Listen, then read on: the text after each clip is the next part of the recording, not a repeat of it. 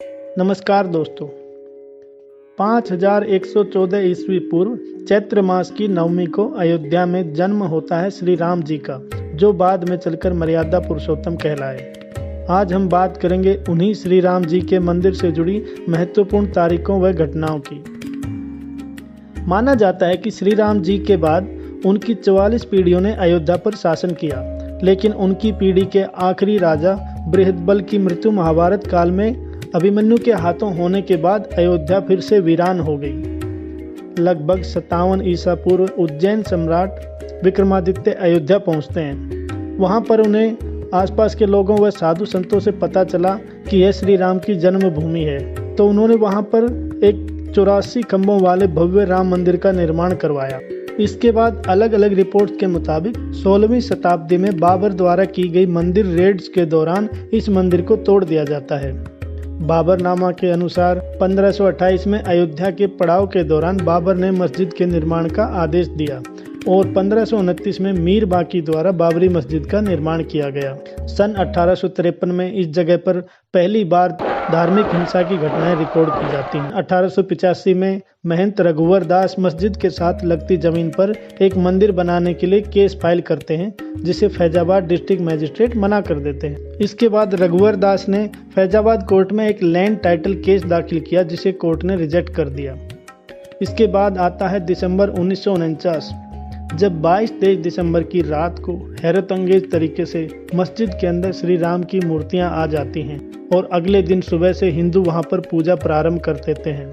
सरकार द्वारा इस जगह को विवादित एरिया घोषित कर दिया जाता है और गेट पर ताले लगा दिए जाते हैं। 1950 में हिंदू साइड रामलला की पूजा की परमिशन के लिए फैजाबाद कोर्ट में 2 केस फाइल करती है। कोर्ट पूजा करने की परमिशन दे देता है, पर इनरी कोर्ट यार्ड पर अभी भी ताला लगा रहता है।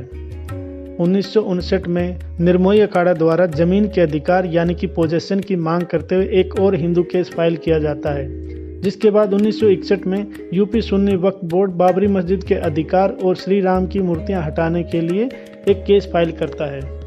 1976-77 के दौरान इस जगह की पहली बार आर्कियोलॉजिकल सर्वे ऑफ इंडिया यानी कि ASI द्वारा खुदाई की जाती है, लेकिन उस समय इस रिपोर्ट को सार्वजनिक नहीं किया जाता है और अनफॉर्चुनेटली 1990 के आसपास कुछ लेफ्ट हिस्टोरियन मीडिया में क्लेम कर देते हैं कि खुदाई में कोई मंदिर अवशेष नहीं मिले थे, जिसके बाद बीबी लाल ने क्लैरिफाई किया कि मंदिर के अवशेष मिले थे। आर्कियोलॉजिस्ट के मोहम्मद, जो कि उस खुदाई टीम के एकमात्र मुस्लिम सदस्य थे, उन्होंने भी एक न्यूज़पेपर को स्टेटमेंट दिया कि मंदिर के काफ़ी सबूत मिले थे, लेकिन उन्होंने इसे मुद्दा नहीं बनाया क्योंकि उस खुदाई का मकसद यह जानना था ही नहीं कि यहाँ मंदिर था या नहीं, बल्कि यह बस एक कल्चरल सीक्वेंस देखने के लिए हुई थी। 1984 में विश्व हिंदू परिषद द्वारा लाल कृष्ण आडवाणी के नेतृत्व में शुरुआत होती है राम जन्मभूमि आंदोलन की। 1 फरवरी 1986 को एक third party lawyer UC Pande Faizabad session court में अपील करते हैं। इसके बाद जिला जज मस्जिद के ताले खोलने का आदेश दे देता है और हिंदुओं को पूजा और दर्शन की मंजूरी दे दी जाती है, जिसके विरोध में मुस्लिम पक्ष द्वारा बाबरी मॉस्क एक्शन कमेटी का गठन किया जाता है।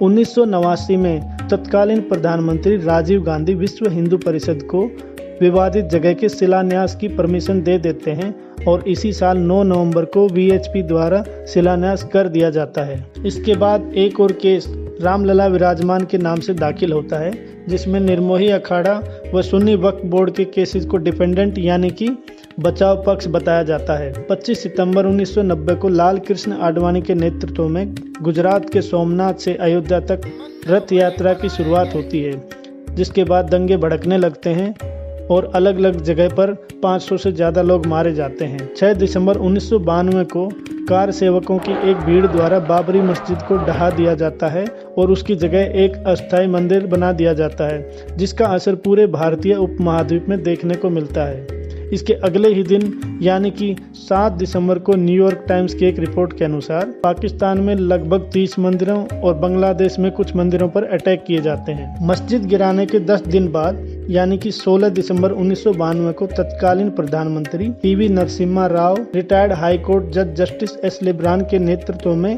एक कमेटी का गठन करते हैं जिसको 3 महीने के अंदर मस्जिद गिरने व दंगों को लेकर अपनी रिपोर्ट देनी थी। 7 जनवरी 1993 नरसिम्हा राव सरकार एक ऑर्डिनेंस पास करती है जिसके तहत विवादित जगह और उसके आसपास की 67.7 एकड़ जमीन का सरकार द्वारा अधिग्रहण कर लिया जाता है।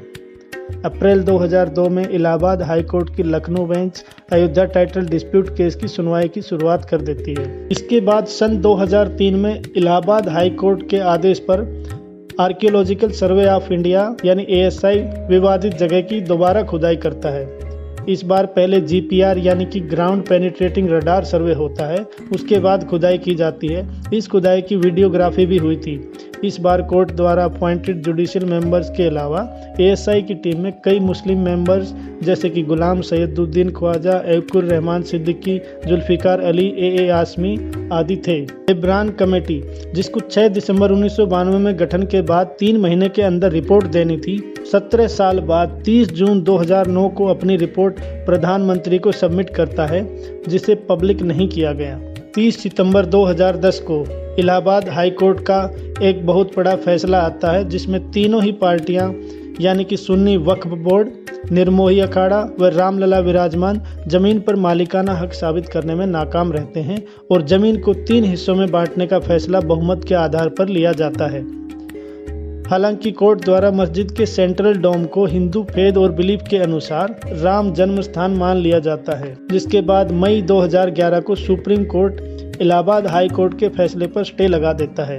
सुप्रीम कोर्ट के अनुसार यह एक बेहद अजीब फैसला था क्योंकि किसी भी पक्ष ने बंटवारे की डिमांड नहीं की थी। बाद में सन 2017 और 2019 में सुप्रीम कोर्ट द्वारा आपसी समझौते की कोशिशें की जाती हैं, लेकिन कोशिशें नाकाम रहती हैं। जिसके बाद आखिरकार 9 नवंबर 2019 को 40 दिन की लंबी सुनवाई के बाद सुप्रीम कोर्ट द्वारा इस मुद्दे पर ऐतिहासिक फैसला सुनाया जाता है। फैसले के अनुसार पूरा का पूरा 2.77 एकड़ का विवादित एरिया रामलला विराजमान को मंदिर निर्माण के लिए दे दिया जाता है, जिसके लिए सरकार को एक ट्रस्ट बनाने के लिए कहा जाता है तथा वहीं सुन्नी वक्फ बोर्ड को दूसरी जगह पर 5 एकड़ जमीन देने का आदेश दिया जाता है। 5 फरवरी 2020 को नरेंद्र मोदी गवर्नमेंट मंदिर निर्माण का प्लान स्वीकार कर लेती है और इसके 2 दिन बाद 7 फरवरी 2020 को अयोध्या से 22 किलोमीटर दूर धनीपुर गांव में एक नई मस्जिद के लिए 5 एकड़ जमीन आवंटित कर दी जाती है। श्री राम जन्मभूमि तीर्थ क्षेत्र ट्रस्ट मार्च 2020 में मंदिर निर्माण का कार्य प्रारंभ करती है और जैसा कि आप सभी जानते हैं कि आने वाली 22 जनवरी को एक भव्य समारोह के दौरान रामलला की मूर्ति की प्राण प्रतिष्ठा की जाएगी।